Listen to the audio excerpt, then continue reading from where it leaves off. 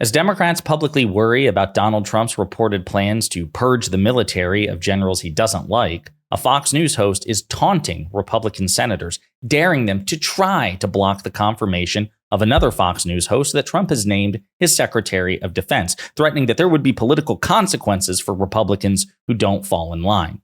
But before we unpack all that, if you end up liking this video and you want to support the channel, please be sure to hit the like, subscribe, and alert bells before you go.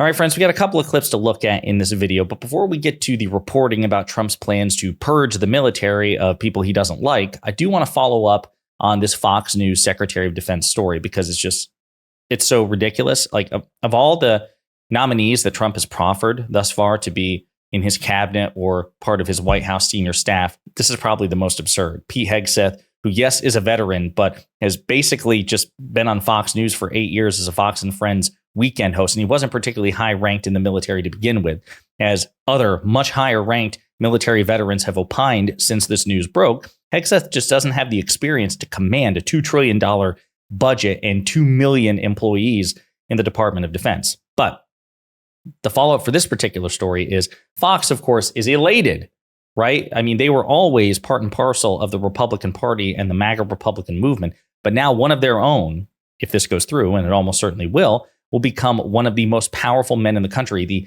de facto commander of the most powerful fighting force in the history of civilization, according to Trump, obviously. But this is what Fox News contributor Jason Chaffetz had to say about the idea that some Republican senators might be scratching their heads and thinking, oh, no, this ain't it, Chief. We're not going to back this guy. This is what Jason Chaffetz and Fox have to say.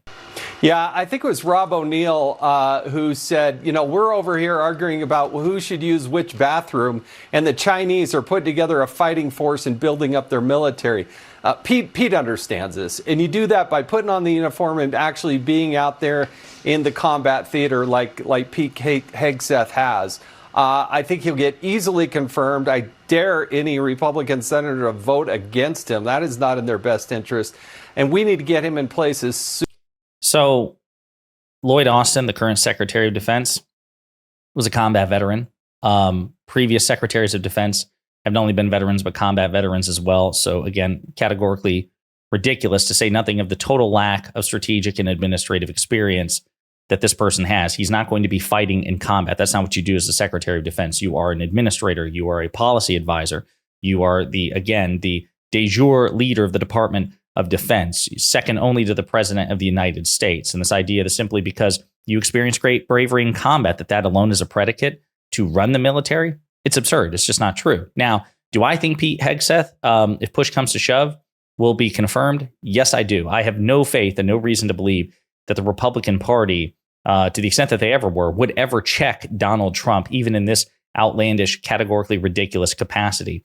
And Marco Rubio, Republican senator from Florida, former Trump critic and opponent in the 2016 Republican primary, and a guy who is reportedly going to become Trump's Secretary of State, he has also given me very little reason to believe that Republicans will do anything other than just roll over for Trump. As a reminder, this is what he said about the notion of the Republicans holding Trump in check. This is what he had to say publicly. Trump administration, if you are part of the Senate, you'll have a say, of course, in confirming Donald Trump's nominees. He's obviously campaigned with Elon Musk extensively, and Robert F. Kennedy Jr. has recently expressed interest in a cabinet-level post.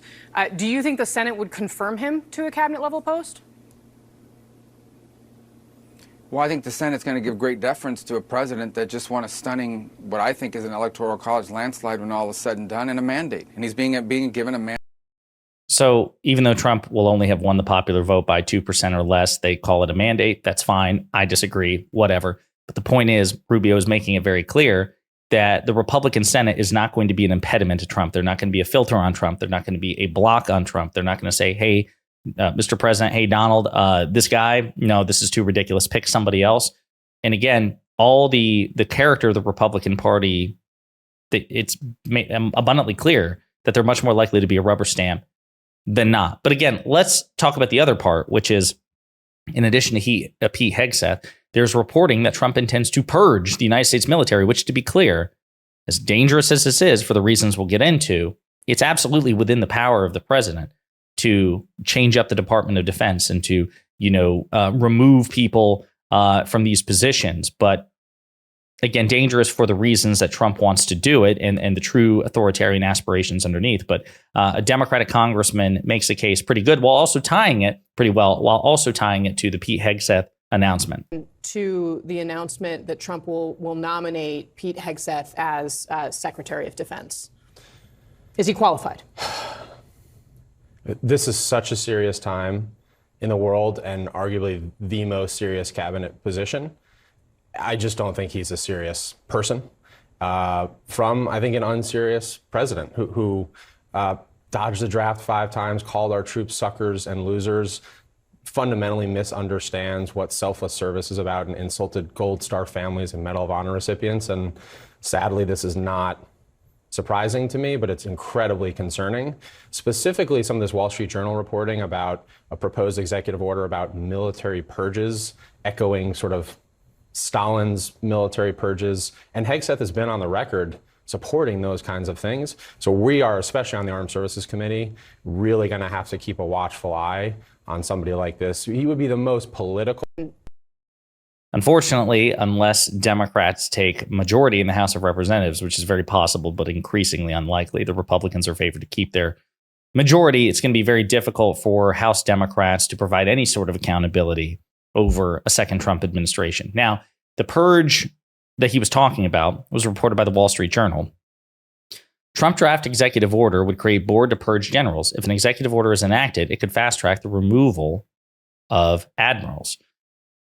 The Trump transition team is considering a draft executive order that establishes a, quote, warrior board of retired senior military personnel with the power to review 3- and 4-star officers and to recommend removals of any deemed unfit for leadership. If Trump approves the order, it would fast track the removal of generals and admirals found to be, quote, lacking in requisite leadership qualities, end quote, according to the draft of the order reviewed by the Wall Street Journal. But it could also create a chilling effect on top military officers, given the president-elect's vow to fire, quote, woke generals, end quote, referring to officers seen as promoting diversity in the ranks at the expense of military readiness. As commander-in-chief, Trump can fire any officer at will, but an outside board whose members he appoints would bypass the Pentagon's regular promotion system, signaling across the military that he intends to purge a number of admirals and generals. The draft order says it aims to establish a review that focuses, quote, on leadership capability, strategic readiness, and commitment to military excellence. The draft doesn't specify what officers need to do or to present to show if they meet these standards. The draft order originated with one of several outside policy groups collaborating with the transition team and is one of numerous executive orders under review by Trump's team, a transition official said. The warrior board would be made up of retired generals and non-commissioned officers who would send their recommendations to the president. Those reviewed for removal would be retired at the end of their current rank within 30 days.